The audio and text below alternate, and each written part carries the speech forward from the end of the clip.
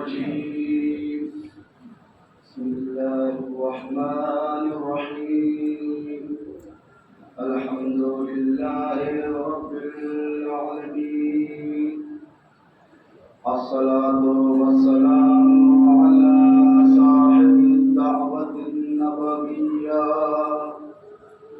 والصولة الحيدرية والعصمة الفاطمية والخلق الحسنية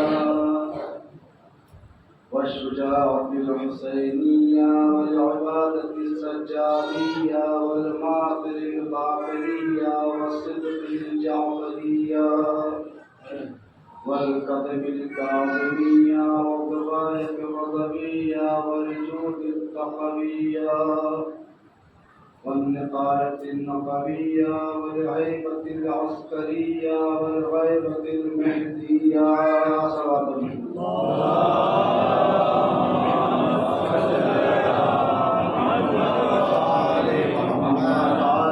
قال رسول الله صلى الله عليه وآله وسلم وقوله الحق بسم الله الرحمن الرحيم إن الحسين مصباح الهدى وسفينة النجاة صلوات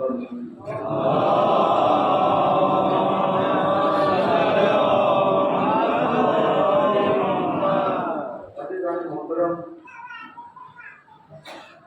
رسول خدا ارشاد فرماتے ہیں کہ بے شک حسین چراغ ہدایت ہے اور کشتی نجات. حضرات حسین کیسی چراغ ہدایت ہے, کیسی کشتی نجات ہیں. 5-6 دوست تھے, وہ آپس میں یہ طے کرتے ہیں کہ ہم کربلا کی زیارت کریں گے. ان کا ایک دوست عیسائی بھی تھا, اس کے دل میں بھی شوق پیدا ہوا کہ میں بھی کربلا کی زیارت کو جاؤں. وہ کہتا ہے کہ میں بھی آپ کے ساتھ چلوں گا. وہ دوست کہتے ہیں کہ آپ عیسائی ہو, آپ وہاں جا کر کیا کرو گے؟ کہا نہیں, میرا دل بھی چاہتا ہے کہ حسین کے روضے کی زیارت کروں. اس نے بہت ضد کیا. بہت ضد کرنے پر ان دوستوں نے آپس میں طے کیا کہ ایسا کرتے ہیں, اس کو لے کے چلتے ہیں, لیکن اس کو حرم کے اندر نہیں لے چلیں گے, اس کو روضے کے باہر کھڑا کر دیں گے کسی بہانے سے. لہٰذا اس کو اپنے ساتھ لے کر چلے. اب جب حرم قریب آیا تو اس عیسائی سے اس کے دوست کہتے ہیں کہ بھائی آپ دروازے کے باہر کھڑے ہو جاؤ. کہا نہیں, میں بھی اندر چلوں گا. کہا آپ اندر جا کے کیا کرو گے؟ آپ عیسائی ہو, آپ زیارت کر کے کیا کرو گے؟ لیکن چونکہ اس کے دل میں بھی حسین کی زیارت کا شوق تھا, اس لیے وہ ضد کرتا ہے. لیکن اس کے دوست کہتے ہیں کہ آپ یہی کھڑے رہو, ہم ابھی زیارت کر کے آتے ہیں. کہا میں یہاں کیا کروں گا؟ کہا تم ہماری چپلوں کی نگرانی کرو.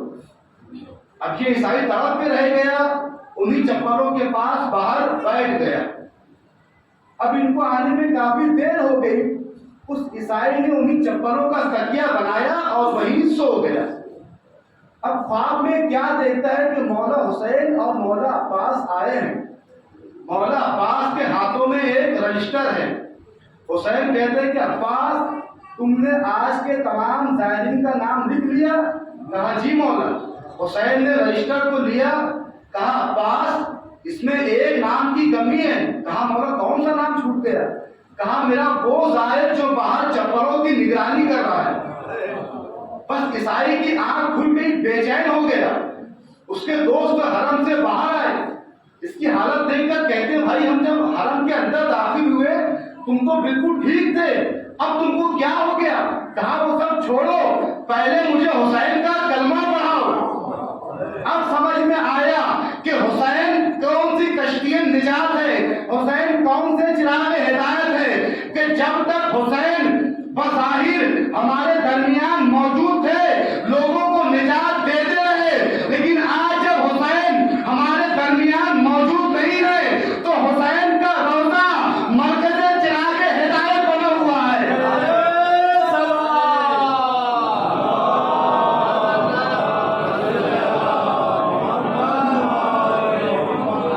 آج دنیا والوں کو حسین کے روزے سے نجات مل رہی ہے, شفا مل رہی ہے. اچھا حسین کون ہے؟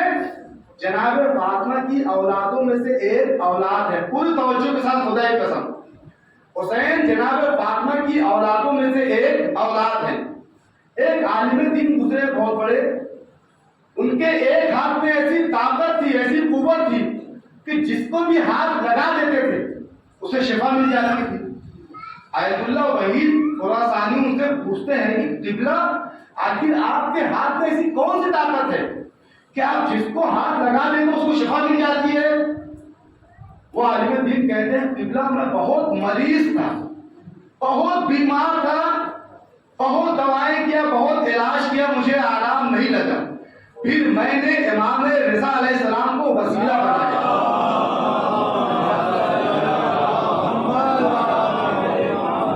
دن رات ان سے دعائیں مانگتا رہا۔ ایک مرتبہ میں نے خواب میں کیا دیکھا کہ مولا رضا علیہ السلام میرے خواب میں آئے ہیں، ادھر میں کھڑا ہوں، میں حرم کے درمیان ہوں، حرم کے اندر ہوں، اس طرف میں کھڑا ہوں، سامنے مولا ہے، بیچ میں امام کا ایک خادم ہے، امام کے ہاتھ میں ایک رومال ہے۔ وہ خادم مجھ سے کہتا ہے کہ دیکھتا کیا ہے، اس رومال کا دوسرا حصہ پکڑ لے۔ اب جیسے ہی میں نے رومال کا دوسرا حصہ پکڑا، میری تمام بیماریاں مجھ سے دور ہو گئی اور میرے ہاتھ میں عجیب سی طاقت آ گئی، اور جب میں خواب سے بیدار ہوا تو یقیناً میری تمام بیماریاں ختم ہو چکی تھی اور میرے ہاتھ میں ایسی طاقت آ گئی تھی کہ اس دن سے لے کے آج تک میں جس کو بھی ہاتھ لگا دیتا ہوں اسے شفا مل جاتی ہے۔ پھر وہ عالم دین کہتے ہیں آیت اللہ وحید خراسانی سے، قبلہ مجھے افسوس ہے اس بات کا کہ کاش میں نے اس رومال کے بجائے امام کے ہاتھ کو ہاتھ لگا دیا ہوتا۔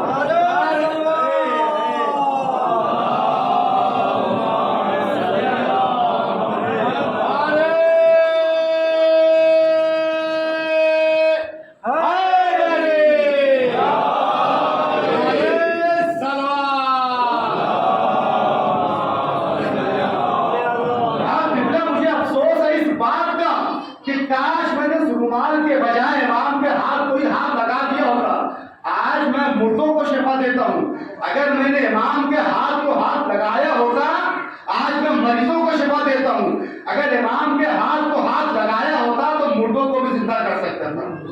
امام رضا کون ہے؟ یہ بھی جناب فاطمہ کی اولادوں میں سے ایک اولاد ہے۔ اکثر آپ سنتے ہیں، آج بھی، کل بھی ہوتا رہا، آج بھی ہوتا آیا ہے، انشاءاللہ قیامت تک ہوگا، کبھی امام حسین کے روضے سے بیمار کو شفا ملتی ہے، پوری توجہ کے ساتھ، کبھی امام حسین کے روضے سے بیمار کو شفا ملتی ہے، کبھی جناب عباس کے روضے سے بیمار کو شفا ملتی ہے، کبھی امام رضا کے روضے سے بیمار کو شفا ملتی ہے۔ دنیا والے یہ دیکھ کر حیران ہے کہ آخر ان کے روضے سے بیماروں کو شفا کیسے ملتی ہے؟ دنیا والوں حیران کیوں ہو، پریشان کیوں ہو؟ یہ تو اولادیں ہیں جہاں بیماروں کو شفا ملتی ہے۔ اگر تم ان کی ماں، اگر تم جنت البقیع کا دروازہ کھلوا دو، ہم اپنے مریضوں کو بھی، ہم اپنے مردوں کو بھی زندہ کر کے لے کے آئیں گے۔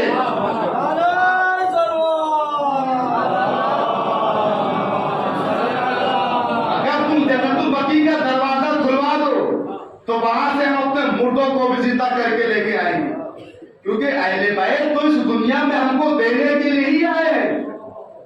لہذا اگر رسول کہتے ہیں کہ ان الحسین مصباح الہدی تو ہم پر واجب ہے کہ ہم حسین کو کشتی نجات تسلیم کریں۔ اگر رسول کہہ دے تو حسین و منی وانا من الحسین، تو ہم پر واجب ہے کہ ہم حسین کو ویسا ہی مانیں جیسا رسول بتانا چاہ رہے ہیں۔ اگر رسول کہہ دے کہ من کنت مولا و فہذا علی مولا، تو ہم پر واجب ہے کہ ہم علی کی ولایت کا اقرار کریں۔ اگر رسول کہہ دے کہ مجھے قلم اور کاغذ دے دو تو انکار نہیں کرنا، اس میں تمہارا ہی فائدہ ہے۔ یہ نہیں کہنا کہ معاذ اللہ رسول ہذیان پکڑ رہے ہیں یا رسول کا دماغ خراب ہو گیا ہے۔ یہ ہمارا عقیدہ نہیں ہے، یہ کچھ لوگوں کا عقیدہ ہے۔ اچھا، جس نے کہا تھا کیوں کہا تھا؟ وہ یہ جانتا تھا کہ اگر آج ہم نے رسول کو قلم اور کاغذ دے دیا، اس لسٹ میں ہمارا نام تو رہے گا نہیں، جھوٹی ہی صحیح قیامت تک اس دنیا پر ہماری حکومت نہیں ہو سکتی. لہذا اس نے کہہ دیا کہ رسول کا دماغ خراب ہو گیا معاذ اللہ. یہ ہمارا عقیدہ نہیں ہے، کچھ لوگوں کا عقیدہ ہے. ہمارا عقیدہ رسول کے دماغ کے متعلق کیا ہے؟ اس کے لیے بہت موٹی موٹی کتابیں پڑھنے کی ضرورت نہیں ہے. کسی بہت بڑے آیت اللہ، کسی بہت بڑے عالم سے پوچھنے کی ضرورت نہیں ہے. اتنا تو آپ کو جناب ماسٹر اظہر حسین حیدری صاحب بتا دیں گے. کہا کیسے؟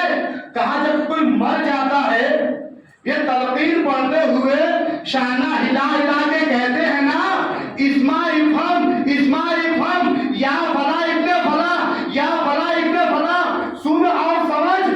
میں نے کہا ماسٹر صاحب آپ کا دماغ تو نہیں خراب ہو گیا ہے؟ اب تو یہ مر گیا ہے، اب اسے کیا سمجھا رہے ہو؟ اب اسے کیا سنا رہے ہو؟ تو ماسٹر صاحب پلٹ کر کہیں گے رضی صاحب دماغ میرا نہیں آپ کا خراب ہو گیا ہے. ابھی اس میں اتنی صلاحیت ہے، یہ سن بھی سکتا ہے، سمجھ بھی سکتا ہے. دنیا والوں ابھی بھی نہیں پہچانا رسول کے دماغ کے متعلق ہمارا کیا عقیدہ ہے. ہم تو مردے کا بھی دماغ خراب نہیں ہوتے، تو پھر رسول کا دماغ کیسے خراب ہو سکتے ہیں؟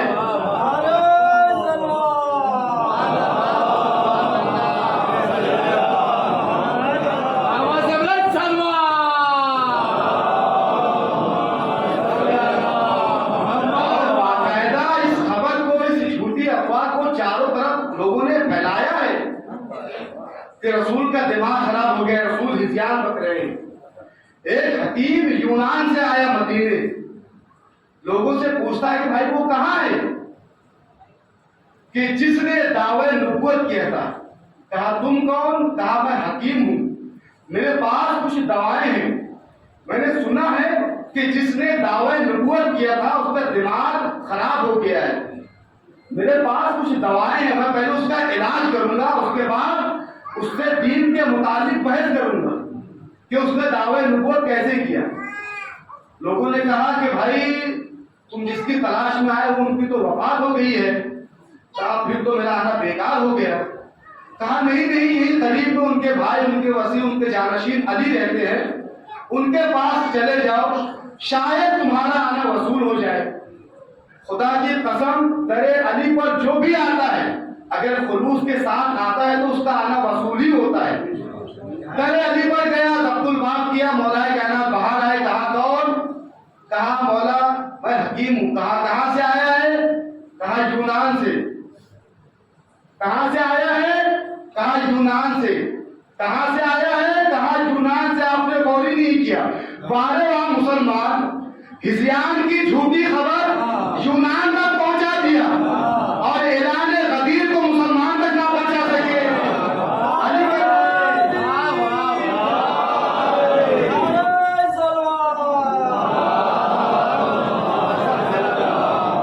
ہزیان کی جھوٹی خبر یونان تک پہنچا دیا لیکن اعلان غدیر کو مسلمان تک نہ پہنچا سکے.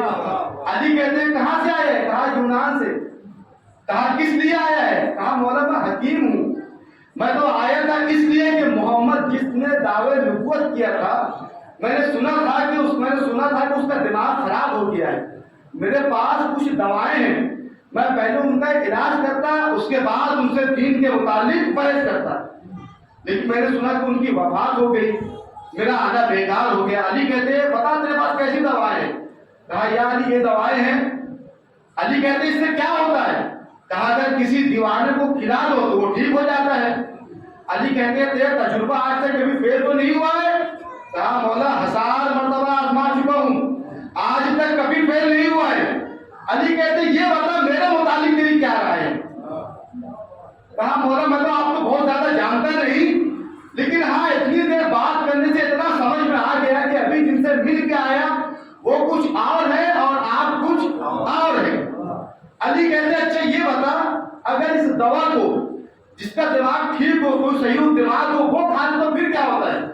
کہا مولا اس کا ریئیکشن ہوگا، وہ پاگل ہو جائے گا، وہ دیوانہ ہو جائے گا. علی کہتے ہیں میرے دماغ کے متعلق تیری کیا رائے ہے؟ کہا مولا آپ جیسا صحیح اس دنیا میں کون ہو سکتا ہے؟ بس جیسے ہی حکیم نے ایک جملہ کہا علی نے اس کی دوا کو کھا لیا. یہ حکیم کہتا ہے مولا آپ نے کیا غضب کیا؟ اے مولا آپ نے کیا غضب کیا، اب آپ کے ماتھے پہ پسینہ آئے گا، آپ کی آنکھیں سرخ ہو جائے گی، آپ کا ہاتھ کپکپائے گا، آپ کا پیر تھرتھرائے گا، اب اندھے کو آئینہ کون دکھائے؟ کہہ رہا ہے علی کو، ہوا جا رہا ہے خود کو، پھر کہتے ہیں یا علی آپ گھبرانے نہیں، علی کو کہہ رہا ہے آپ گھبرانے نہیں، ابھی میں اس کا کون نکالتا ہوں، ابھی دوسری دوا تیار کرتا ہوں، آپ اس کو کھائیے گا ابھی ٹھیک ہو جائے گی، لیکن آپ جب تک کچھ کرنا مت۔ علی کہتے ہیں کچھ کرنا مطلب کیا مطلب؟ کہا وہ جو پتھر پڑا ہے اسے بھی نہیں اٹھانا۔ علی کہتے ہیں یہ بتا کہ اس پتھر کا وزن زیادہ ہے یا اس مکان کا وزن زیادہ ہے؟ کہا مولا مکان کو تولنے والی میزان کہاں بنی ہے آج تک؟ علی کہتے ہیں اپنی آنکھوں کو بند کر۔ اب جیسے اس نے اپنی آنکھوں کو بند کیا، ایک لمحے کے بعد کہتے ہیں علی کہ اپنی آنکھوں کو کھول۔ اب جب یہ آنکھوں کو کھولتا ہے تو کیا دیکھتا ہے کہ وہ مکان تنے خیبر کی طرح علی کے ہاتھوں پر۔ وہ کہتا ہے کیا بولے یہ کیا ماجرا ہے، کم سے کم اس کے بارے میں سوچتے جو اس مکان کے اندر رہتا ہے۔ علی کہتے ہیں مکان کے اندر کا حال مجھ سے کیا پوچھتا ہے، مکین سے پوچھ لے۔ علی نے مکان کو نیچے زمین پر رکھا، وہ حکیم دوڑتا ہوا گیا، تقل باب کیا، کیا دیکھتا ہے کہ ایک شخص گھر کے باہر اپنی آنکھوں کو صاف کرتا ہوا نکلا۔ وہ حکیم کہتا ہے بھائی تم سو رہے تھے؟ کہا کیوں، سونا گناہ ہے؟ کہا بھائی سونا گناہ نہیں ہے، تمہارا مکان ہوا میں اڑ رہا تھا۔ کہا تو پاگل تو نہیں ہے، میں تو چین سے سو رہا تھا، پتا چلا اگر کوئی معصوم کے دماغ پر شک کرتا ہے پاگل سمجھا جاتا ہے۔ وہ شخص اپنے گھر میں واپس چلا گیا۔ یہ حکیم دوڑ کے علی کے پاس آیا، اے مولا صحیح بتائیے یہ کیا ہے؟ علی کہتے ہیں یہ دین کی طاقت ہے۔ وہ حکیم کہتا ہے مولا اب تو میرا دل بھی آپ کے دین کی طرف مائل ہو رہا ہے۔ علی کہتے ہیں پھر کلمہ پڑھ لے۔ کہا مولا میں حکیم ہوں، حکمت والا ہوں، یہ الگ بات ہے، آپ سے ملاقات کرنے کے بعد میں اپنی حکمت بھول گیا، لیکن اے مولا اتنا تو میں بھی جانتا ہوں دو شہادتوں کی ضرورت ہوتی ہے، ایک معجزہ دیکھا ہوں ایک اور دکھا دیجیے۔ علی کہتے ہیں کیسا معجزہ دیکھنا چاہتا ہے؟ کہا مولا اس درخت کو بھی یہاں بلا دیجیے۔ علی کہتے ہیں پہلے کلمہ پڑھ۔ کہا مولا پہلے درخت کو بلائیے۔ کہا پہلے کلمہ پڑھ۔ کہا پہلے درخت کو بلائیے۔ کہا پہلے کلمہ پڑھ۔ کہا ٹھیک ہے پہلے کلمہ ہی پڑھا دیجیے۔ اب جیسے ہی علی نے کہا کہ اشہد ان لا الہ الا اللہ، اشہد ان محمد رسول اللہ، اشہد ان علی ولی اللہ، فوراً قدموں پر گر گیا۔ اے مولا اب تو درخت کو بلا دو، اے مولا اب تو درخت کو بلا دو۔ علی کہتے ہیں اب بھی میں بلاؤں، اب بھی میں بلاؤں؟ کہا مولا کیا مطلب؟ کہا اب تو تو نے میرا کلمہ پڑھ لیا ہے، میرا نام لے کر آواز سنے، اب تو درخت تیرے کہنے پر بھی آ جائے گا۔ ایک سلام پڑھ محمد علیہ محمد۔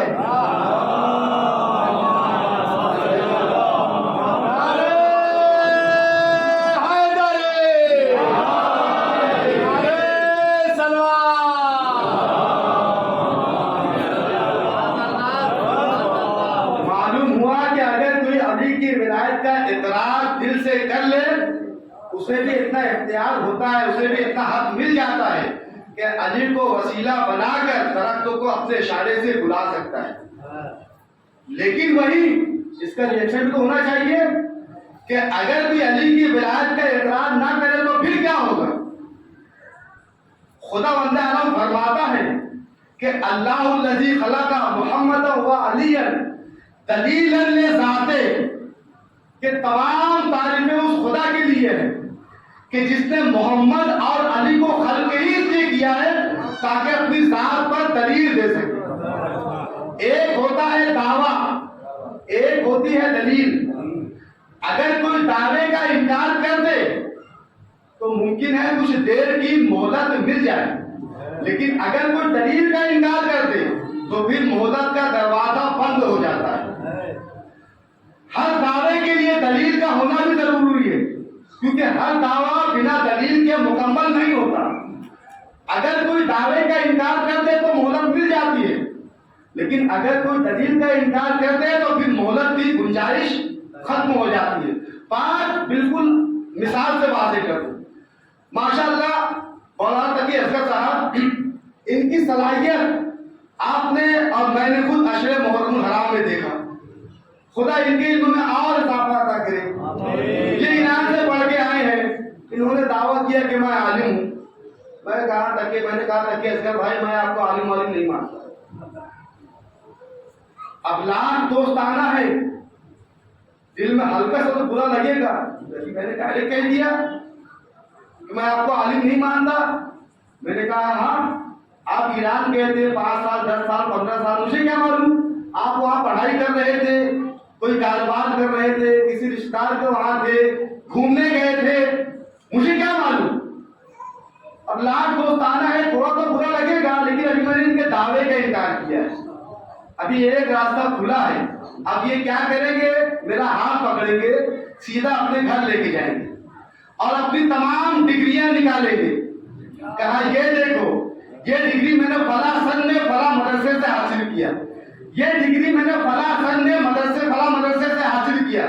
یہ ڈگریاں اس بات کی دلیل ہے کہ میں نے عالم کا کورس کیا ہے. اب اگر میں نے ان کی دلیل کو بھی ٹھکرا دیا, اب لاکھ دوستانہ ہو, لاکھ بھائی چارہ ہو, یہ کہیں گے رضی صاحب اب آپ یہاں سے نکل جائیے, آپ نے میرے دعوے کا انکار کیا, مجھے برا نہیں لگا, آپ نے میری دلیل کو بھی جھٹلا دیا, آپ نے میری محنتوں کا انکار کر دیا, آپ نے میری دلیل کا انکار کر دیا. یعنی اگر کوئی دعوے کا انکار کرتا ہے تو کچھ دیر کی مہلت مل جاتی ہے, لیکن اگر کوئی دلیل کا انکار کر دے تو پھر مہلت کا دروازہ بند ہو جاتا ہے. اللہ ہے دعویٰ, علی ہے دلیل, اللہ ہے دعویٰ, علی ہے دلیل. یہی وجہ ہے کہ فرعون دعوے کا منکر تھا, مہلت مل گئی. شداد دعوے کا منکر تھا, مہلت مل گئی. نمرود دعوے کا منکر تھا, مہلت مل گئی. لیکن جو غدیر میں آیا تھا وہ دعوے کا منکر نہیں تھا, وہ دلیل کا منکر تھا. اس پر خدا نے عذاب نازل کر دیا. صلی اللہ علیہ وسلم.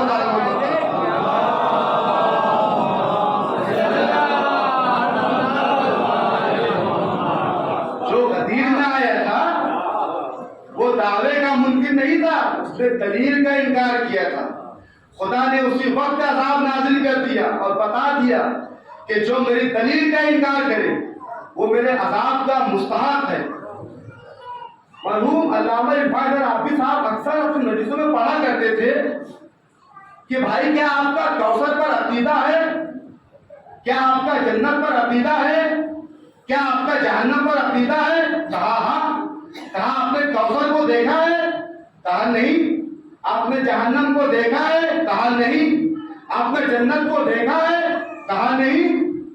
آپ کا قیامت پر عقیدہ ہے, کہا بالکل. کہا آپ نے قیامت کو دیکھا, کہا قیامت تو ابھی آئے گی نہیں تو ہم دیکھیں گے کیسے. کہا پھر مانتے کیوں. کہا اس لیے عقیدہ ہے کیونکہ رسول نے بتایا ہے. اچھا اگر میں کہہ دوں کہ میں جنت کو نہیں مانتا, میں جہنم کو نہیں مانتا, میں کوثر کو نہیں مانتا, میں سلسبیل کو نہیں مانتا, تو پھر آپ کیا کہیں گے؟ آپ یہی کہیں گے یا تو آپ پاگل ہو گئے ہیں یا تو آپ کافر ہو گئے. کیوں؟ اس لیے کہ آپ نے رسول کی بتائی ہوئی چیزوں کا انکار کر دیا. تو عزیزان محترم, جنت جس کو آپ نے دیکھا ہی نہیں, جہنم جس کو آپ نے دیکھا ہی نہیں, قیامت جس کو آپ نے دیکھا ہی نہیں, اس پر عقیدہ رکھتے ہیں. کیوں؟ کیونکہ رسول نے کہا. تو پھر جس کو رسول نے غدیر کے میدان میں 1.25 لاکھ کے مجمع میں دکھایا ہو, کیا اس پر عقیدہ رکھنا واجب نہیں ہے؟ صلوات پر محمد علی محمد پر.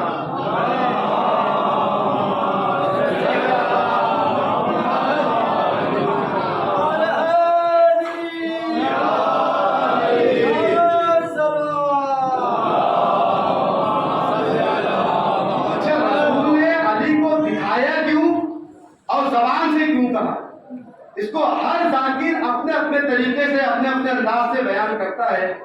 تو کہتا ہے اس نے دکھایا اور زبان سے کہا کہ جو بہرے ہیں وہ بھی دیکھ لے, جو اندھے ہیں وہ سن لے, اس طریقے سے کہ بات پہنچ جائے. لیکن دکھانے کی اور زبان سے کہنے کی سب سے بڑی وجہ جو میں سمجھتا ہوں وہ یہ ہے کہ عربی زبان میں خبر کو کہتے ہیں نبا اور خبر کے پہنچانے والے کو کہتے ہیں نبی. پوری توجہ کے ساتھ خبر کو کہتے ہیں نبا اور خبر کے پہنچانے والے کو کہتے ہیں نبی. جنگ صفین میں ایک قاری قرآن آیا علی سے مقابلہ کرنے کے لیے. قرآن پڑھتا ہوا آیا علی سے مقابلہ کرنے کے لیے. تو سب سے بڑا عذاب تو یہی ہے کہ قرآن پڑھتا ہوا آیا قرآن سے مقابلہ کرنے کے لیے. لہذا اس کی زبان پر تھا اما یتساءلون عن النبأ العظیم کہ لوگ سوال کرتے ہیں خدا کی سب سے بڑی خبر کے بارے میں. علی کہتے ہیں اس قاری قرآن سے کہ تجھے خبر بھی ہے کہ سب سے بڑی خبر کیا ہے؟ کہا یا علی یہ تو نہیں جانتا. لعنت ہے ایسے قاری قرآن پر جو قرآن کو پڑھ رہا ہے لیکن قرآن کی خبر سے بے خبر ہے. علی کہتے ہیں تجھے خبر ہے کہ سب سے بڑی خبر کیا ہے؟ کہا یا مولا یہ تو نہیں جانتا. علی کہتے ہیں سن واللہ انا النبأ العظیم خدا کی قسم میں ہی سب سے بڑی خبر ہوں. اللہ ہے رب العظیم رسول نبی العظیم علی نبأ العظیم حسین ذبح عظیم. یعنی یہ عظمتوں کا ایک سلسلہ ہے کہ جہاں سب عظیم ہی عظیم ہے اور ان کے مقابلے میں جو آیا وہ شیطانی رجیم. اب دیکھیے علی نے کیا کہا کہ واللہ انا النبأ العظیم میں سب سے بڑی خبر ہوں. بس یہ ثابت کرنا چاہ رہا ہوں کہ رسول نے غدیر میں دکھایا کیوں اور زبان سے کیوں کہا. علی نے کہا میں سب سے بڑی خبر ہوں. اب دیکھیے کہ خدا نے جتنے بھی پیغامات رسول کے ذریعے ہم تک پہنچوایا ہے خدا نے تمام کے تمام وہی کے ذریعے پہنچوایا ہے. تو بھی ایسا کون سا پیغام تھا کہ جس کے لیے خدا نے رسول کو معراج پر بلا لیا؟ میرے معبود تمام خبریں تمام پیغامات تو نے وہی کے ذریعے بھیجا ہے. یہ بھی خبر بھیج دیتا. آخر ایسی کون سی خبر تھی کہ جس کے لیے تو نے رسول کو معراج پر بلا لیا؟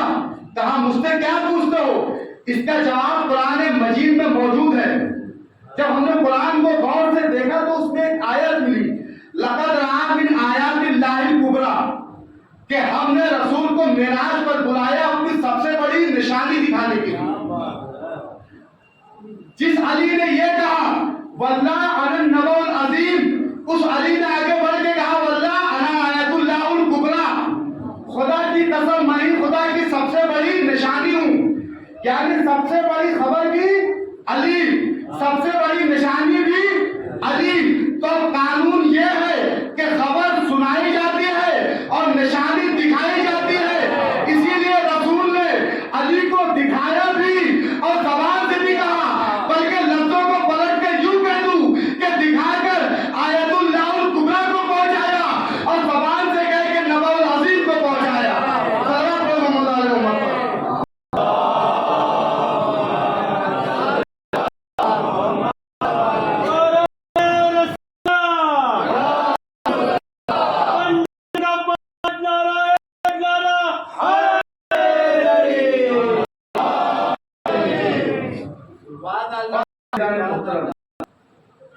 خدا کی قسم جو جناب زینب نے ہم کو اس خواہش عزا جیسی عظیم نعمت سے نوازا ہے ہم اس کی عظمت کو سمجھ ہی نہیں سکتے. مثلا دنیا کا سب سے امیر آدمی چاہے اس کے پاس کتنی بھی دولت ہو اپنے محل لاکھ روپے کی بہترین قالین بچھا کر اگر حسین کا عزادار نہیں ہے لاکھ روپے کی بہترین قالین بچھا کر نہ مولا علی کے غلام قمر کو بلا سکتا ہے نہ فاطمہ کی کنیز فضہ کو بلا سکتا ہے. لیکن وہی اگر کوئی حسین کا عزادار ہے اپنی ٹوٹی ہوئی جھوپڑی میں ایک پھٹی ہوئی چادر بچھا کر مجلس حسین کو برپا کر کے مولا کائنات کو بلا سکتا ہے اور جناب فاطمہ کو بلا سکتا ہے. خدا کی قسم کو یہ نہ سمجھے کہ ہم نے اس عزاداری کو زندہ رکھا ہے. ہم نے اس عزاداری کو زندہ نہیں رکھا ہے بلکہ اس عزاداری نے ہم کو زندہ رکھا ہے. ہم کو تو خدا کا شکر ادا کرنا چاہیے. دعائے جناب فاطمہ زہرا کے مستحق بنے. ہم کو تو رسول خدا کا شکر ادا کرنا چاہیے, ہم کو تو خدا کا شکر ادا کرنا چاہیے کہ ہم رسول کے اس قول پر کھڑے اتر رہے ہیں کہ جس کے رسول نے فاطمہ سے کہا تھا کہ خدا ایک قوم پیدا کرے گا کہ جس کے بچے تیرے بچوں کا ماتم کریں گے, جس کے جوان جوانوں کا ماتم کریں گے, جس کے بزرگ بزرگوں کا ماتم کریں گے, اور جن کی عورتیں عورتوں کا ماتم کریں گے. کوئی یہ نہ سمجھے کہ ہم مرد ہی بڑھ چڑھ کر حضرت علی میں حصہ لیتے ہیں, ہم ہی حضرت علی کو برپا کرتے ہیں. نہیں, خواتین بھی اس میں بڑھ چڑھ کر حصہ لیتی ہیں. خواتین کے پیچھے بھی ہزار ذمہ داریاں ہیں. مثلا بچوں کی دیکھ بھال کرنا, شوہر کی اطاعت کرنا, گھر کی صاف صفائی کرنا, کھانا بنانا, ان تمام کاموں کے باوجود بھی مجلس حسین میں برابر شرکت کرنا. یقیناً جناب زینب اس کا صلہ ضرور دے گی. میری ماں اور بہنیں, خاص آپ کے لیے ایک شعر عرض کرنا چاہتا ہوں, خاص آپ کے لیے اگر پسند آئے تو دل میں درود ضرور پڑھ لینا. خاص آپ کے لیے شعر عرض کرنا چاہتا ہوں, لیکن اس منظر کو ذہن میں رکھ کے سنیے گا کہ جب شب عاشور حسین نے چراغ کو گل کیا تھا تو کوئی بھی صحابی حسین وہاں سے گیا نہیں تھا. میری ماں اور بہنیں بطور خاص سنیے گا, شاعر کہتا ہے کہ ذکر سننے یہ تیرے بھائی کا جو آئی ہے, ذکر سننے یہ تیرے بھائی کا جو آئی ہے, ان کی دنیا رہے آباد, دعا دے دینا. ذکر سننے یہ تیرے بھائی کا جو آئی ہے, ان کی دنیا رہے آباد, دعا دے دینا. اور چھوڑ کر تجھ کو نہ چاہیں گی کنیزیں تیری, تو بھی چاہے تو چراغوں کو بجھا دے دینا.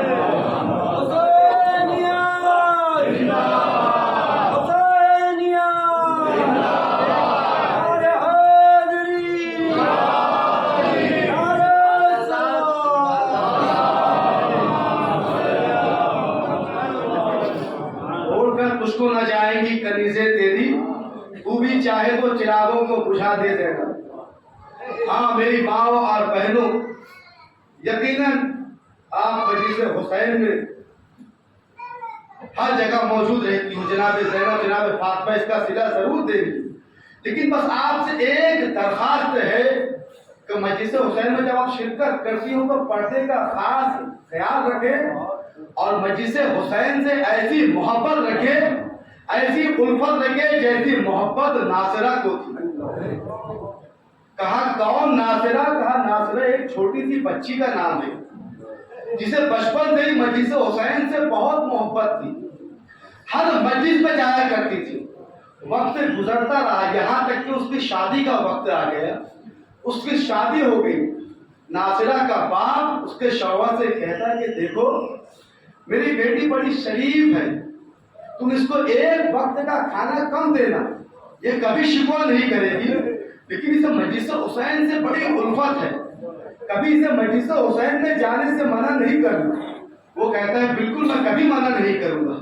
وقت گزرتا رہا, دھیرے دھیرے اس کا شوہر اس پر پابندیاں لگانا شروع کرتا ہے. جب وہ دیکھتا ہے کہ یہ تو ہر مجلس میں جاتی ہے, دھیرے دھیرے اس پر پابندیاں لگانا شروع کرتا ہے. لیکن چونکہ اسے مجلس حسین سے بہت الفت تھی, لہٰذا یہ چھپ چھپ کر مجلس حسین میں جایا کرتی تھی. اس کا شوہر جیسے ہی کام پر چلا گیا یہ مجلس حسین میں چلی جایا کرتی تھی. اس کے شوہر کو معلوم ہوا کہ جب میں مجلس میں چلا جاتا ہوں تو یہ کام پر چلی جاتی ہے. اس کے شوہر نے جان بوجھ کر ایک مرتبہ اپنے گھر میں اپنے کچھ دوستوں کو دعوت پر بلا لیا, اور ناصرہ سے کہتا ہے کہ کل میں نے اپنے دوستوں کو دعوت پر بلایا ہے, لہذا تمہاری ذمہ داری ہے کہ گھر کی صاف صفائی کرو, بہترین قسم کی غذائیں بناؤ, میرے دوست آنے والے ہیں, میری عزت کا سوال ہے. ناصرہ کہتے تم نے کیا غضب کیا, کل 5 محرم ہے اور تم نے دوستوں کو دعوت پر بلا لیا, پورے گھر کی صاف صفائی میں اکیلے کیسے کروں گی؟ کہا یہ تمہارا مسئلہ ہے, تم کس طریقے سے کرو گی. کہ کہہ کر ناصرہ کا شوہر کام پر چلا گیا. اس کا اصل مقصد یہ تھا کہ مجلس میں نہ جا سکے. اب 5 محرم کی صبح نمودار ہوئی, ناصرہ کا شوہر کام پر چلا گیا. ادھر ناصرہ بے چین ہے کہ آخر میں گھر کی صفائی کیسے کروں, کھانا کیسے بناؤں, اور مجھے مجلس بھی تو جانا ہے. اگر مجلس جاتی ہوں تو گھر کا کام رک جاتا ہے, اگر گھر کا کام کرتی ہوں تو مجلس ترک ہو جاتی ہے. ایک مطلب اس کے ذہن میں خیال آیا کہ کل ذاکرہ نے کہا تھا کہ میں 5 محرم کو جناب عباس کا مسائل پڑھوں گا. ناصرہ کہتی کہ جو ہوگا دیکھا جائے گا, میں پہلے مجلس جاتی ہوں, وہاں سے آ کر جلدی جلدی کھانا بنا لوں گی. اب یہ مجلس گئی, جب ذاکرہ نے مسائل پڑھنا شروع کیا اس پر ایسی رقت طاری ہوئی کہ روتے روتے بے ہوش ہو گئی. جب ہوش میں آئی تو کیا دیکھتی ہے کہ وقت کافی گزر چکا ہے, سب اپنے اپنے گھر جا چکے ہیں. اس کے ذہن میں خیال آیا کہ مجھے گھر جا کے کھانا بھی بنانا ہے, اگر میرا شوہر آ گیا ہوگا تو میری خیر نہیں. بس وہی جناب عباس کا پرچم رکھا ہوا تھا, فوراً پرچم پکڑ کر کہتی ہے اے شہزادی فاطمہ, تو جانتی ہے میں تیرے لال کا مسائل سننے آئی تھی. اے شہزادی بس تو ہی میری مدد کرنا. یہ کہہ کے اپنے گھر کی طرف روانہ ہوئی, تیزی تیزی قدم بڑھاتی ہے. اس کی نگاہیں مسلسل دروازے پر لگی ہوئی ہیں کہ ایسا نہ ہو کہ گھر کا دروازہ کھلا ہے. جب قریب پہنچی تو کیا دیکھتے ہیں کہ گھر کا دروازہ کھلا ہے. ناصرہ سمجھ گئی کہ اس کا شوہر آ گیا, لیکن جب اور قریب پہنچتی ہے تو کیا دیکھتی ہے کہ گھر کے ساحل میں ایک چھوٹی سی بچی جھاڑو لگا رہی ہے. ناصرہ کہتے ہیں کہ اے بیوی تم کون ہو جو میرے گھر کا کام کر رہی ہو؟ آپ مجھ سے کیا پوچھتی ہو؟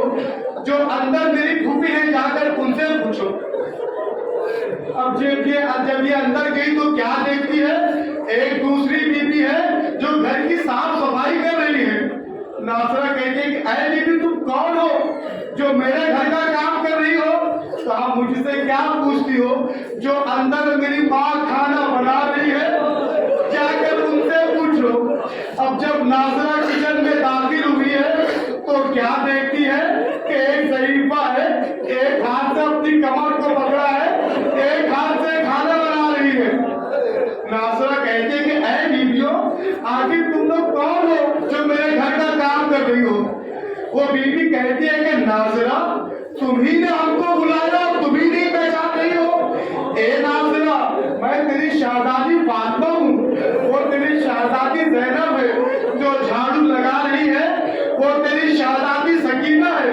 اتنا سننا تھا کہ ایک مرتبہ ناصرہ قدموں پر گر گئی. اے شہزادی میں نے ایک مرتبہ بلایا, آپ میری مدد کے لیے آ گئی. کاش آپ کربلا میں اس وقت آ جاتی جب میرا مولا کہہ رہا تھا البن ناصر انصرنا. اے شہزادی کاش آپ اس وقت آ جاتی جب علی اکبر کے سینے میں پنچھی کا پھل لگا. اے شہزادی کاش آپ اس وقت آ جاتی جب قاسم کا لاشا پامال ہوا. اے شہزادی کاش آپ اس وقت آ جاتی جب کربلا کے میدان میں میرا 6 مہینے کا شہزادہ علی اصغر ارے پانی کے بدلے جس کے گلے پر 3 بھالے کا تیر جلایا گیا.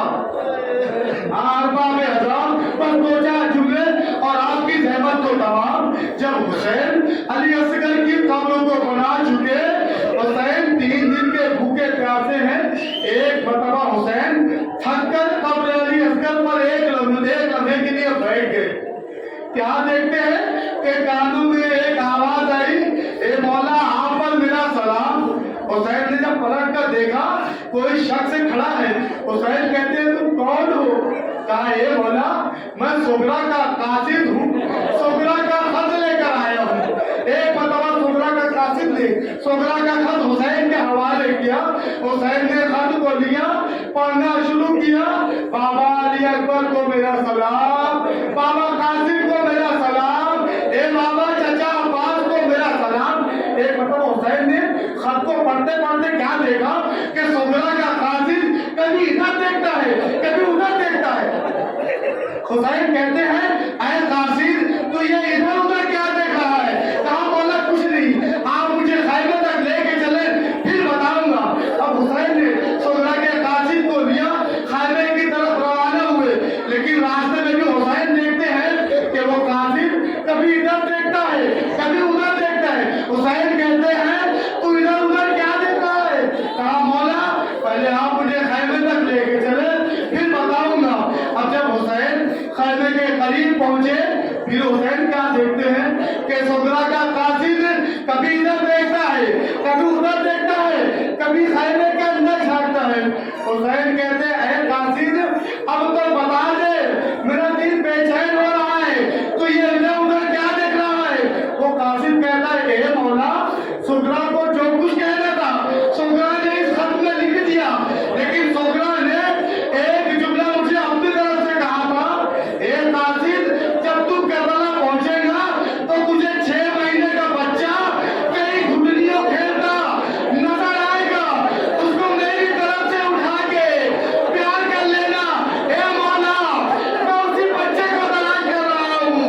हुसैन कहते हैं, ए सुगरा के कासिद, तू जिसको तलाश कर रहा है, मैं अभी अभी उसकी कब्र बना कर आया हूँ।